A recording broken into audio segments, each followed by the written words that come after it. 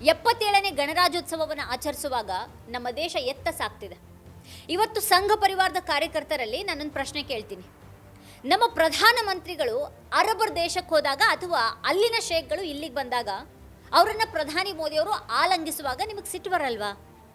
ಒಬ್ಬ ಅರಬ್ ದೇಶದ ಶೇಖ್ ಬಂದಾಗ ಸ್ವತಃ ಪ್ರಧಾನಿ ಮೋದಿಯವರ ಶಿಷ್ಟಾಚಾರವೆಲ್ಲ ಬದಿಗೊತ್ತಿ ಏರ್ಪೋರ್ಟ್ಗೆ ಹೋಗಿ ಅವರನ್ನು ಅಪ್ಪಿಕೊಂಡು ಸ್ವಾಗತಿಸುವಾಗ ನಿಮಗೆ ಆಕ್ರೋಶ ಉಂಟಾಗಲ್ವಾ?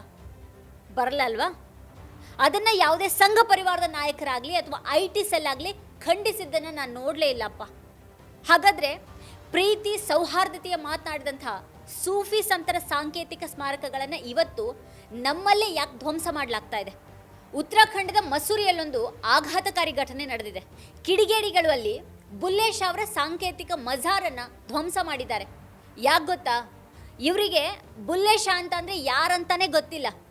ಕೇವಲ ಅವರ ಮೂಲ ಸಮಾಧಿ ಪಾಕಿಸ್ತಾನದಲ್ಲಿದೆ ಅನ್ನೋಂಥ ಒಂದೇ ಒಂದು ಕಾರಣಕ್ಕೆ ಅವರನ್ನು ಪಾಕಿಸ್ತಾನಿ ಅಂತ ಕರೆದು ಈ ಒಂದು ಕೃತ್ಯ ಎಸಗಿದ್ದಾರೆ. ಯಾರೀ ಬುಲ್ಲೆ ಶಾ? ಇತಿಹಾಸ ಗೊತ್ತಿಲ್ಲದಂಥ ಈ ಮೂರ್ಖರಿಗೆ ಯಾರಾದರೂ ಹೇಳ್ಕೊಡ್ಬೇಕಾಗಿದೆ. ಬುಲ್ಲೆ ಶಾ ಅವರು 18ನೇ ಶತಮಾನದ ಶ್ರೇಷ್ಠ ಪಂಜಾಬಿ ಸೂಫಿ ಕವಿ ಮತ್ತು ಸಮಾಜ ಸುಧಾರಕ.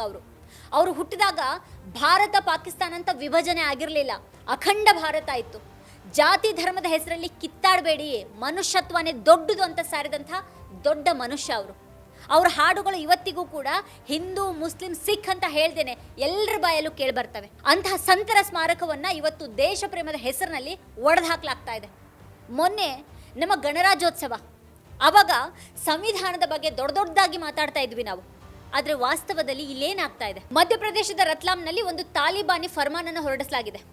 ಅಲ್ಲಿನ ಪಂಚಾಯತ್ ಏನು ಹೇಳಿದೆ ಅಂತ ಅಂದರೆ, ಯಾವ ಹುಡುಗ ಹುಡುಗಿ ಮನೆಯವ್ರ ಇಚ್ಛೆಗೆ ವಿರುದ್ಧವಾಗಿ ಪ್ರೇಮ ವಿವಾಹ ಆಗ್ತಾರೋ ಅವ್ರ ಕುಟುಂಬದ ಜೊತೆಗಿನ ಸಂಬಂಧ ಕಟ್. ಅವರಿಗೆ ಹನಿ ನೀರು ಕೊಡಬಾರ್ದು, ಕೆಲಸ ಕೊಡಬಾರ್ದು ಅಂತ ಬಹಿಷ್ಕಾರವನ್ನು ಹಾಕಲಾಗ್ತಾ ಇದೆ. ಈ ದೇಶದ ಸಂವಿಧಾನ ಪ್ರತಿಯೊಬ್ಬ ವಯಸ್ಕನಿಗೂ ತನ್ನ ಸಂಗಾತಿಯನ್ನು ಆರಿಸ್ಕೊಳ್ಳುವಂಥ ಹಕ್ಕನ್ನು ಕೊಟ್ಟಿದೆ. ಆದರೆ ಇಲ್ಲಿ ಸಂವಿಧಾನ ಜಾರಿಗೆ ಬಂದ ದಿನಾನೇ ಸಂವಿಧಾನದ ಆಶಯಗಳನ್ನು ತುಳಿಯಲಾಗ್ತಾ ಇದೆ. ಇಷ್ಟಕ್ಕೆ ಮುಗಿಯೋದಿಲ್ಲ ಇದು. ಇತ್ತೀಚೆಗೆ ಛತ್ತೀಸ್ಗಢ ಮತ್ತು ಒಡಿಶಾದಲ್ಲಿ ಕ್ರಿಸ್ಮಸ್ ಅಲಂಕಾರಗಳನ್ನು ಧ್ವಂಸ ಮಾಡಿದ್ದನ್ನು ನಾವೆಲ್ಲ ನೋಡಿದ್ವಿ. ಬಡ ವ್ಯಾಪಾರಿಗಳ ಸಾಮಾನುಗಳನ್ನು ಕಿತ್ತು ಎಸೆದಿದ್ದನ್ನು ನಾವು ನೋಡಿದ್ದೀವಿ. ಈ ದ್ವೇಷದ ರಾಜಕಾರಣ ನಮ್ಮ ದೇಶದ ಮರ್ಯಾದೆಯನ್ನು ಅಂತಾರಾಷ್ಟ್ರೀಯ ಮಟ್ಟದಲ್ಲಿ ಹರಾಜು ಹಾಕ್ತಾ ಇದೆ. ಹಾಗೆ ಮತ್ತೊಂದು ಕಡೆಗೆ ಕುಮಾರ್ ವಿಶ್ವಾಸ್ ಅವರಂಥ ಬುದ್ಧಿಜೀವಿ ಅಂತ ಹೇಳ್ಕೊಳ್ಳುವಂಥ ಈ ಲದ್ದಿಜೀವಿ ವ್ಯಕ್ತಿಗಳು ಕಾಲು ತೊಳಸ್ಕೊಳ್ಳೋದು, ಧೀರೇಂದ್ರ ಶಾಸ್ತ್ರಿ ಅನ್ನುವಂಥ ವಂಚಕ ಬಾಬಾನ್ ಮುಂದೆ ಪೊಲೀಸರು ಮತ್ತು ದೇಶದ ಗಡಿ ಕಾಯುವಂಥ ನಮ್ಮ ಸೈನಿಕರು ತಲೆ ಬಾಗೋದನ್ನು ನೋಡಿ ಆಶ್ಚರ್ಯ ಆಗ್ತಾ ಇದೆ. ಈ ಪಾಖಂಡಿತನಕ್ಕೆ ಬೆಲೆ ಸಿಗ್ತಾ ಇದೆ ಅಂತ ಅಂದರೆ ನಮ್ಮ ಸಮಾಜದ ಪತನ ಇವತ್ತು ಎಲ್ಲಿಗೆ ತಲುಪಿದೆ ಅಂತ ನಾವೆಲ್ಲ ಯೋಚನೆ ಮಾಡಬೇಕಾಗಿದೆ. ರಾಜಕಾರಣಿಗಳು ತಮ್ಮ ಅಧಿಕಾರಕ್ಕಾಗಿ ಜನರ ಮನಸ್ಸಲ್ಲಿ ತುಂಬ್ತಾ ಇರುವಂಥ ಈ ವಿಷಯದ ಪರಿಣಾಮನೇ ಇವತ್ತು ನಾವು ರಸ್ತೆಗಳಲ್ಲಿ ನೋಡ್ತಾ ಇರುವಂಥ ಈ ಅರಾಜಕತೆ. ಎಲ್ಲವನ್ನು ಸ್ಮಶಾನ ಮಾಡಿ ಆ ಸ್ಮಶಾನದ ಮೇಲೆ ನೀವು ಎಂಥ ಸಾಮ್ರಾಜ್ಯವನ್ನು ಕಟ್ಟೋದಕ್ಕೆ ಹೊರಟಿದ್ದೀರಿ ಸ್ವಾಮಿ? ವೀಕ್ಷಕರೇ, ಈ ಕುರಿತು ನೀವೇನು ಹೇಳ್ತೀರಿ? ನಿಮ್ಗೇನು ಅನಿಸುತ್ತೆ?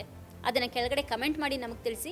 ನೀವಿನ್ನು ವಾರ್ತಾಭಾರತಿ ಚಾನಲನ್ನು ಸಬ್ಸ್ಕ್ರೈಬ್ ಮಾಡಿಲ್ಲ ಅನ್ನೋದಾದರೆ ಈ ಕೂಡಲೇ ಸಬ್ಸ್ಕ್ರೈಬ್ ಮಾಡಿ. ಹಾಗೆ ಪಕ್ಕದಲ್ಲಿರುವಂಥ ಬೆಲ್ಲೈಕನ್ನ ಪ್ರೆಸ್ ಮಾಡಿ ನಮ್ಮನ್ನು ಪ್ರೋತ್ಸಾಹಿಸಿ. ಮತ್ತು ನಮ್ಮ ಎಲ್ಲ ವಿಡಿಯೋಗಳನ್ನು ಕೊನೆಯವರೆಗೂ ನೋಡಿ. ಅದ್ರ ಬಗ್ಗೆ ನಿಮಗೇನು ಅಭಿಪ್ರಾಯ ಇದೆ ಅದನ್ನು ವಿಡಿಯೋದ ಕೆಳಗಡೆ ಕಮೆಂಟ್ ಮಾಡಿ. ನಿಮ್ಗೆ ಇಷ್ಟವಾದಂಥ ವಿಡಿಯೋಗಳ ಲಿಂಕನ್ನು ನಿಮ್ಮೆಲ್ಲ ಬಂಧು ಮಿತ್ರರಿಗೆ ವಾಟ್ಸಪ್ ಮಾಡಿ. Thank you.